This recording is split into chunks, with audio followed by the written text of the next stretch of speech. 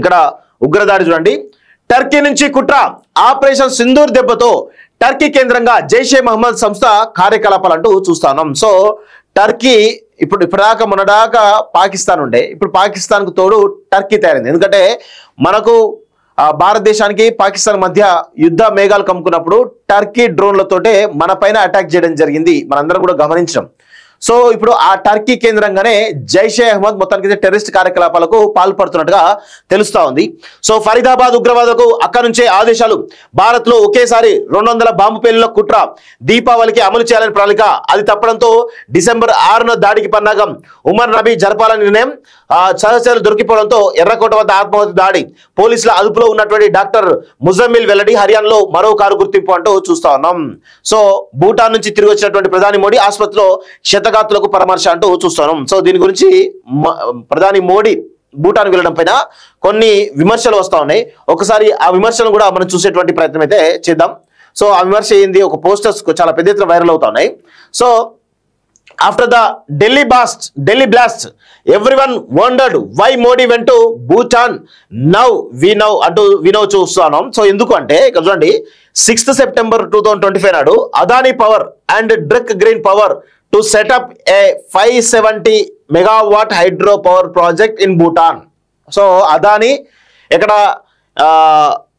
భూటాన్లో ఆయన 570 మెగావాట్ సంబంధించినటువంటి అదానీ పవర్ అవుతుందో అక్కడ ఎస్టాబ్లిష్ చేసినట్టుగా 6th September అనౌన్స్ చేస్తే, దాన్ని ఇక్కడ ఇండియన్ ఎక్స్ప్రెస్ ఏదో కాదు, ఇండియన్ ఎక్స్ప్రెస్ ఏం చేస్తా ఉంది చెప్తున్న విషయం ఏంటంటే, Modi begins 2-day Bhutan visit today, will inaugurate hydro project. అంటే మోడీ అక్కడ భూటాన్ లో ఉన్నటువంటి అదానీ పవర్ సంబంధించినటువంటి అయితే ప్రాజెక్ట్ ఉందో దాన్ని ఇనాగ్రేట్ చేయడానికి వెళ్తున్నట్టు, దానిలో అదొక పార్ట్గా వెళ్తున్నట్టు ఇక్కడ అంటే 2 days ప్రోగ్రామ్ లో ఒకటి అదానీ పవర్ ప్రాజెక్టు ఓపెనింగ్ అని చెప్పేసి తెలుస్తోంది 11th November 2025. So commitment to Adani 100% ఉంది, నేషన్ 0% అంటూ ఇది పెద్ద ఎత్తున వైరల్ అవుతా ఉంది. సో ఇక్కడ ప్రధాని మోడీ సో దేశం ఇంత సంక్షోభ స్థితిలో ఉన్నప్పుడు ఆయన భూటాన్ పర్యటన పెట్టుకోవడం, భూటాన్లో ఉండి మాట్లాడడం నిజంగా అక్కడ అదానీ కోసం వెళ్ళినట్టుగానే కొంత స్పష్టంగా అర్థమవుతోంది. ఆబ్వియస్ గా అవునన్నా కాదన్నా అదానీ అంబానీలు మోడీకి దగ్గర, మోడీ నిలబెట్టేదే వాళ్ళిద్దరు ఆ కార్పొరేట్ వ్యవస్థలు. సో ఈరోజు ఈ దేశం కంప్లీట్ గా ఒక కార్పొరేట్ వ్యవస్థ గుప్పిట్లో ఉంది అంటే దానికి కారణమే మోడీ. సో మోడీ ఉన్నన్ని రోజులు ఈ దేశం పేద ప్రజలు కంప్లీట్ గా పేదవాళ్ళుగానే మిగిలిపోతారు. ఇక మిగతా కార్పొరేట్ శక్తులు ఇంకా ఎదుగుతూనే ఉంటారు. సో పేద వాళ్ళ కష్టార్జితంతో ఇప్పుడు కార్పొరేట్ శక్తులు పెద్ద ఎత్తున నడుస్తున్నటువంటి విషయం మనందరం కూడా గమనించాల్సిన అవసరం అయితే ఉంటుంది. సో ఇక ఇవన్నీ కూడా అందరికి తెలిసిన విషయాలే. సో ప్రజలకు ఒక రకమైనటువంటి వాటి గురించి తెలవాల్సిన అవసరం అయితే ఉంటుంది. ఎందుకంటే వీళ్ళ వ్యవహార శైలి గురించి ప్రజలు తెలుసుకోవాల్సిన అవసరం అయితే ఉంటుంది. ప్రజలను తెలుసుకోకుండా చాలా జాగ్రత్తగా వీళ్ళు మేనేజ్ చేస్తూ ఉంటారు. దాని ద్వారా మోడీ గురించి ఏం తెలియదు, కేవలం హిందుత్వవాదం తోటే మళ్ళా ధర్మం దేశం అనుకుంటూ మళ్ళీ మాట్లాడుతూ మళ్ళీ గెలిపిస్తూ ఉంటారు. ఇదంతా కూడా దేశం చేసుకుంటే దౌర్భాగ్యం.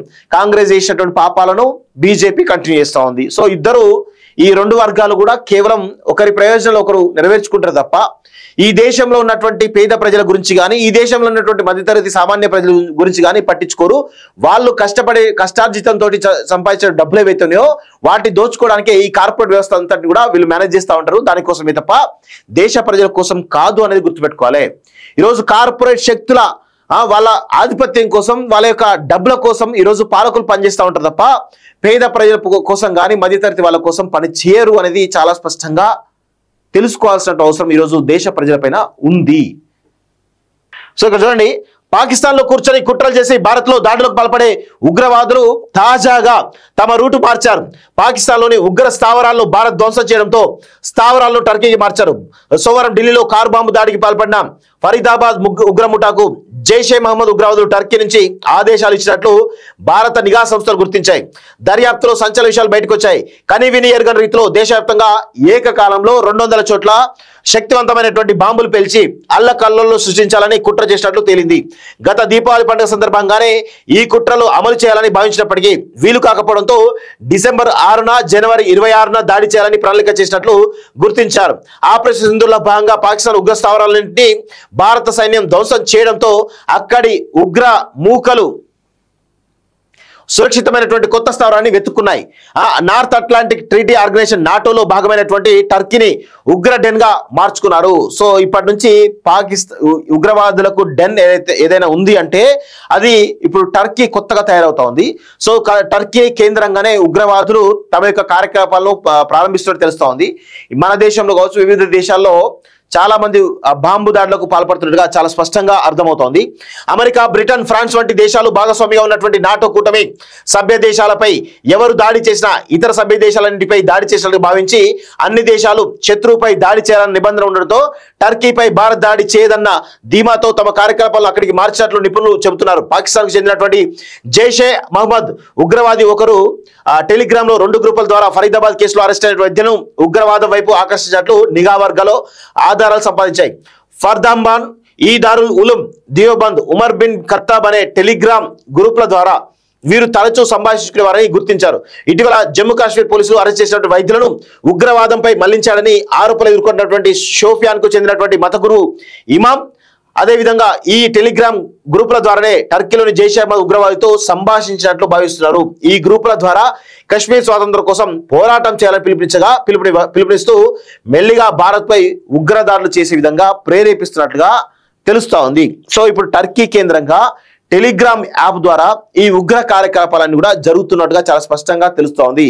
సో ఇక మన దేశాన్ని ప్రతి దేశం కూడా వాడుకుంటా ఉంది. సో మన దేశం 100% బాగుపడాలంటే ఈరోజు పాలకులు సరిగా ఉండాలి. పాలకులు ట్రంప్కో లేకపోతే అదానికో అంబానీకో లొంగిపోతా అంటే మనం ఏం చేయలేం.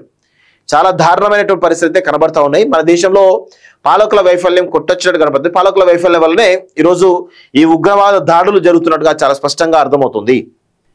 నబీ మరో కారు లభ్యమట. ఉమర్ నబీకి చెందినటువంటి మరో కారును పోలీసులు బుధవారం గుర్తించారు. ఎరుపు రంగు ఎకోస్పోర్ట్ కారు ఫరీదాబాద్ జిల్లా కాందావాల్లో సీజ్ చేశారు. ఈ కారులో కూడా బాంబులు అమర్చారేమోనంటే అనుమానంతో ఢిల్లీ పోలీసులు, హర్యానా, యూపీ పోలీసులు అలర్ట్ చేసి బుధవారం భారీ ఎత్తున గాలింపు చర్యలు చేపట్టారు. చివరకు హర్యానా పోలీసులు కాందావాలి గ్రామంలో దాన్ని గుర్తించడం, అందులో బాంబులు లేకపోవడంతో ఊపిరి పీల్చుకున్నారంటూ చూస్తా ఉన్నాం. సో ఇక్కడ చూడండి, అల్ఫలా వర్సిటీ పైనే ఫోకస్. భారీ బాంబు దాడులకు కుట్ర పడినటువంటి ఉగ్రవాదులకు అడ్డగా మారినటువంటి అల్ఫలా యూనివర్సిటీ ఇప్పుడు దేశవ్యాప్తంగా చర్చనీయంగా మారింది. ఇటీవల వరకు ప్రతిష్టాత్మక జామియా మిలియా, అలీగఢ్ ముస్లిం యూనివర్సిటీలకు ప్రత్యామ్నాయంగా గుర్తింపు పొందినటువంటి అల్ఫలా యూనివర్సిటీ ఇప్పుడు ఉగ్ర మరకలతో అప్రతిష్ట పాలైంది. హర్యానాలోని ఫరీదాబాద్ పట్టణ శివార్లలోని దౌజ్ లో 70 ఎకరాలకు పైగా విస్తీర్ణంలో ఈ యూనివర్సిటీ ప్రైవేట్ యూనివర్సిటీ ఉంది. ఇది 1997లో అల్ఫలా చారిటబుల్ ట్రస్ట్ ఆధ్వర్యంలో ఒక ఇంజనీరింగ్ కాలేజీగా ప్రారంభమైంది. 2014లో ప్రైవేట్ యూనివర్సిటీగా గుర్తింపు పొంది 2019లో ఇందులో 200 MBBS సీట్లతో వైద్య కళాశాల దానికి అనుబంధంగా 650 పడకల బోధన ఆసుపత్రి ఏర్పాటు చేశారు. ఈ వర్సిటీ వైద్య కళాశాలలో రెసిడెంట్ డాక్టర్లుగా పనిచేసినటువంటి ముజమిల్ షకీల్, ఉమర్ షహీన్ ఉగ్ర లింకులు బయటపడడం కలకలం రేపింది. కాగా తమ వద్ద పనిచేస్తున్న 2 వైద్యులను పోలీసులు అరెస్ట్ చేసినట్టు తెలిసిందని, ఇక్కడ వారు నిర్వర్తించే విధులు మినహా మిగతా చర్యలతో వర్సిటీకి ఎలాంటి సంబంధం లేదని వైస్ ఛాన్సలర్ తెలిపినట్టు కనబడతా ఉంది. సో అందులో ఎవరైతే ఈ కొంత ఉగ్రవాదంతో ఉన్నటువంటి వాళ్ళు ఎవరైతే వాళ్ళందరినీ కూడా ఎంక్వైరీ చేస్తారు. సో అందులో నో డౌట్ అందులో ఎవరెవరైతే అనుమానంగా ఉన్నారో వాళ్ళందరూ కూడా ఎంక్వైరీ చేసేసి వాళ్ళనైతే లోపలేసే అవకాశాలు అయితే చాలా స్పష్టంగా కనబడతా ఉన్నాయి. పరారిలో మరో ఉగ్ర వైద్యుడు నిసారులట. ఇంకెంతమంది ఉన్నారో నాకు తెలిసి అందరికందరూ మట్టు పెడితే అందరికందరూ తీసుకొచ్చి ఎంక్వైరీ చేస్తే చాలా విషయాలు కూడా బయటపడతాయి. 11 రోజుల క్రితమే కారు కొని బాంబులతో సగం ఢిల్లీ చుట్టేసట. అబ్బాబ్బాబ్బాబ్బాబ్బా. సో మొత్తానికైతే ఢిల్లీ ఉగ్రవాద దాడి అనేది నిజంగా చాలా చాలా దారుణం. సో ఇది భారతదేశం పైన పాకిస్తాన్ ఉగ్రవాదులు చేస్తున్నటువంటి కుట్ర, అది కూడా మన దేశంలో ఉన్నటువంటి కొంతమందిని వాడుకొని చేస్తున్నటువంటి కుట్రగా మనమైతే గమనించాలి. సో దీనిలో భద్రతా వైఫల్యం కనబడతా ఉంది. అదేవిధంగా ఇక మన దేశం పైన ఉగ్ర కుట్రలు చాలా బలంగా కనబడుతున్నట్టుగా తెలుస్తా ఉంది. దీన్ని ఇమీడియట్ గా కట్టడి చేయాల్సిందిగా కోరుతా ఉన్నాం.